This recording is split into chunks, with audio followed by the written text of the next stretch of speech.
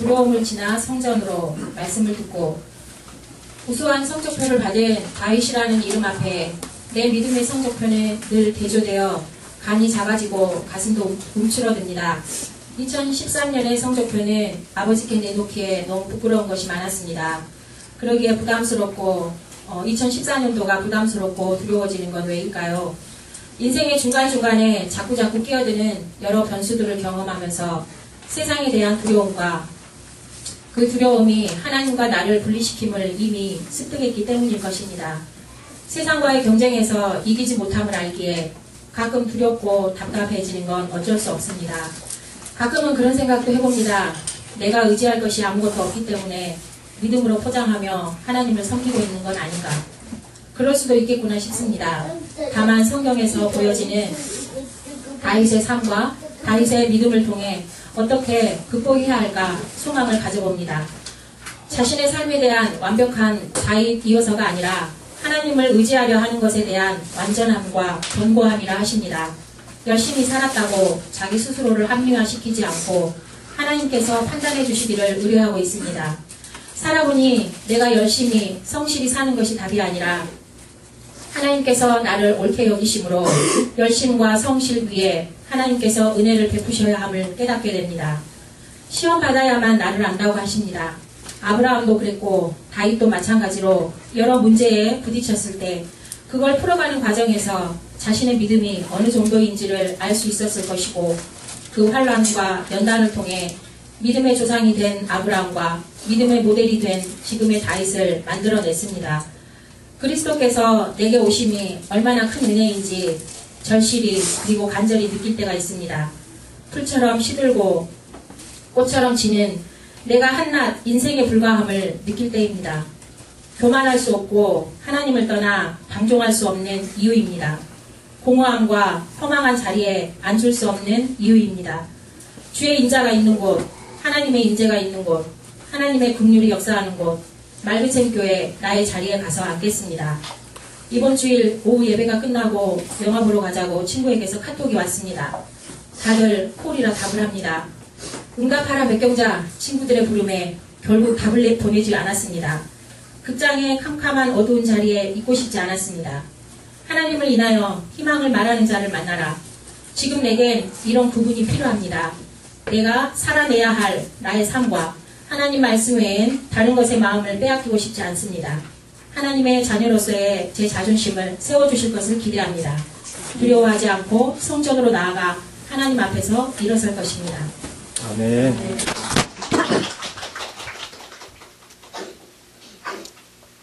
응답하라 백경자. 응답하라 1994. 뭔 말인지 몰랐. 나 영화인 줄 알았거든요. 무슨 영화가 그래 나온 게 있구나. 도대체 무슨 영화길래 그렇게 인기가 좋지?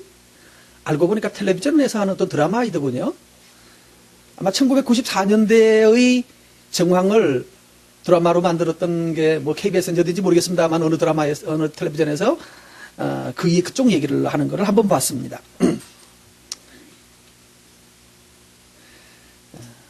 응답하라 1994. 94학번쯤 되는 사람들이면 지금 몇 살이죠? 40살. 예. 그럼 40대 아저씨들의 과거 젊은 시절 얘기군요. 왜 우리는 과거를 회상하고 과거로 돌아가려고 할까요?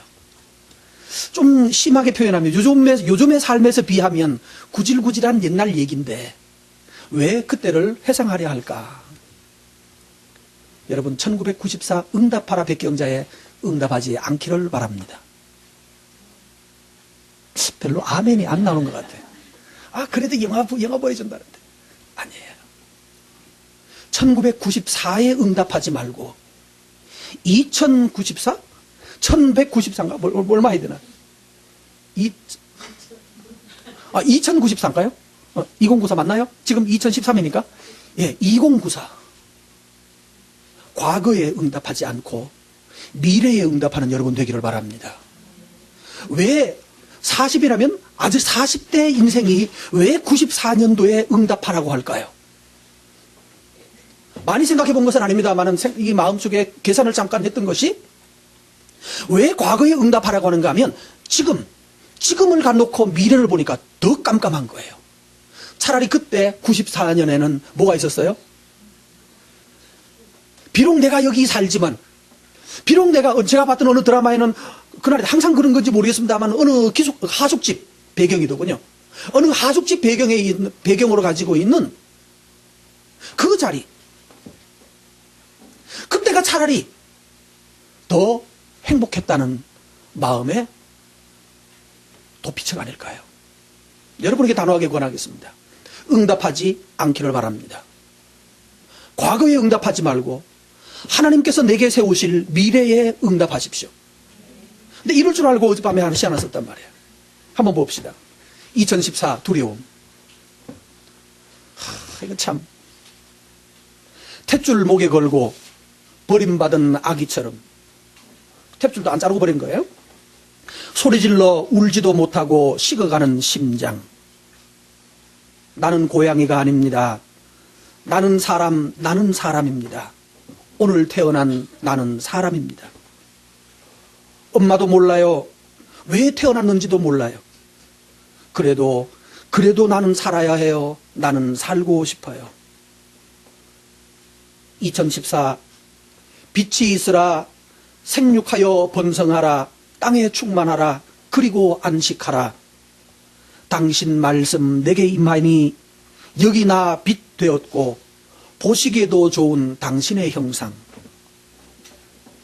당신 가슴에 잠든 아기, 당신께서 탯줄 풀어주신 내 아버지, 내 삶의 이유. 당신만이 내 안식.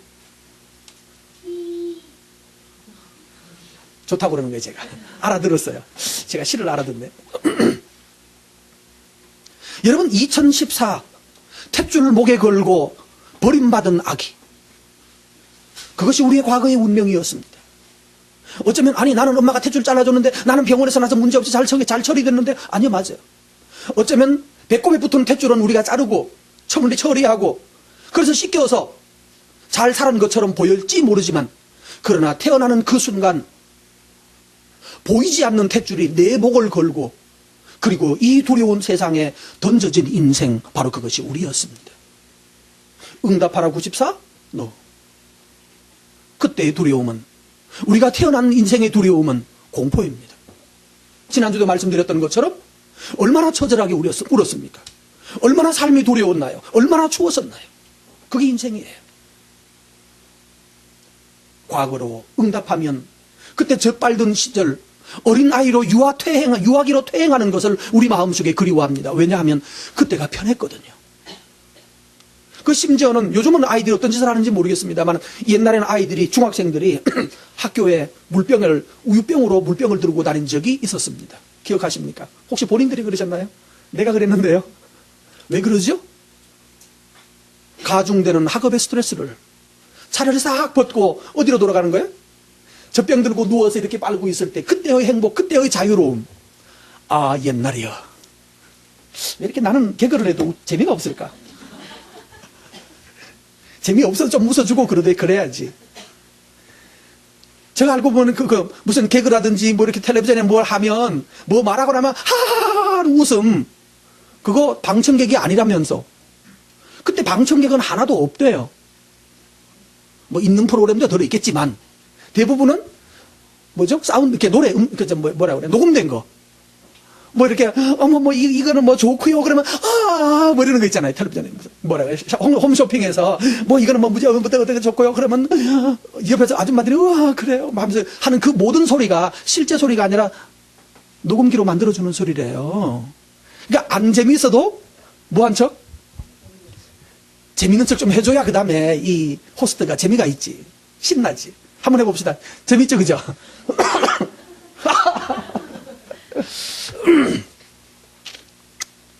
딴소리 하다가 주제를 놓쳤습니다. 다시 돌아가시면 탯줄 걸고 버려진 아기처럼 우리 인생이 그렇게 이 세상에서 열정도 점점 식어가요. 근데 우리는 그때 소리치고 싶어요. 나도 사람인데. 나는 고양이가 아니라는 말은 뭔가 하면 아기를 버려가지고 쓰레기통에 버려놓고 가는 거 있잖아요. 그러면 애가 응애 힘이 없으니까 점점 추우니까 소리가 점점 줄어집니다. 그러면 지나가는 사람이 뭐라고 들어요? 고양이 소리라고 듣는데요. 그러다가 마지막으로 건져주는 사람 없으면, 구조하는 사람 없으면 그 아이는 그 자리에서 그냥 그렇게 가는 거예요. 저는 그런 아기를 본 적이 있어요. 탯줄을 감은 채로 한강에 버려진 아기를 저는 건져냈어요. 우리 인생이 결국은 살면서 우리 목을 칭칭 감고 우리의 숨통을 쥐어 쪼가고 감고 있는 이 삶의 무게와 두려움이 결국은 우리의 뜨거운 심장, 뜨거운 피를 점점 식어가게 하고, 오늘도 우리는 살면서 2014년을 맞이하면서 뭐 말처럼, 이거 말이 때라고요 올해가? 말은 뭐라면서 말처럼 뭐 뛰어가라고 그러는데, 그래봤자 밖에서는 자꾸 말처럼 뛰라고 말하는데, 근데 실상 우리 가슴은 점점 냉기가 자꾸 흐른단 말이에요. 점점 몸이 추워지고 있어요. 그리고 이 생명의 온기가 끝나면 우리는 다시 이 땅에서 또 쓰러져 가게 될 것입니다. 왜 삶이 이렇게 두려울까요? 오늘 성경 말씀이 바로 그 답을 제시하고 있습니다. 2장 마지막 절 25절입니다. 아담과 그 아내 두 사람이 벌거벗었으나 부끄러워하지 아니하니라. 여러분, 아담 하와가 벌거벗고 있대요. 그런데 뭐하지 않다? 부끄럽지 않다는 것은 왜 부끄러울까? 하나님께서 이 처음 사람을 만들었을 때 그들은 부끄러움을 알지 못했습니다. 부끄럽지가 않았습니다. 왜냐하면 그것은 나의 뭐였어요? 자랑스러움이었어요. 여러분, 내 인생을 놓고 내 와리의 얼굴을 거울 앞에서 놓고 내 거울 앞에서 돌아서서 내 얼굴을 보았을 때 내 얼굴 속에서 뭐가 있었다고요? 부끄럽지 아니하더라. 그렇게 만들어졌습니다, 우리가. 그런데 언젠가부터 우리가 거울을 보기 시작하면 너 누구니? 거울 앞에 있는 넌 누구니? 왜 그렇게 생겼니? 왜 그 모양이니? 아유, 넌 어쩌다 그렇게 태어났니?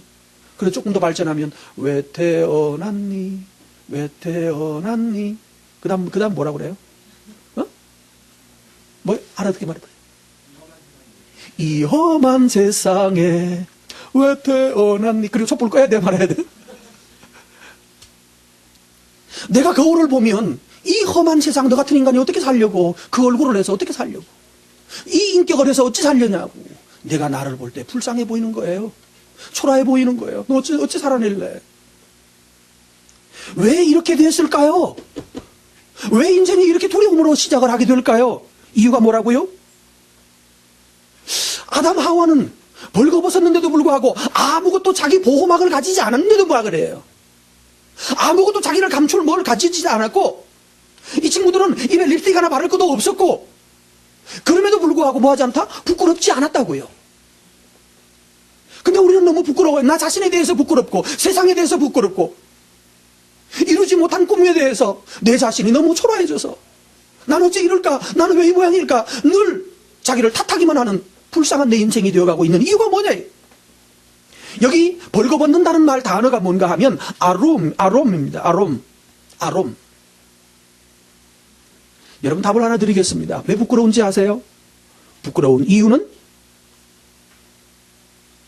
있지 않아야 될 곳에 있기 때문에 부끄러워하는 겁니다.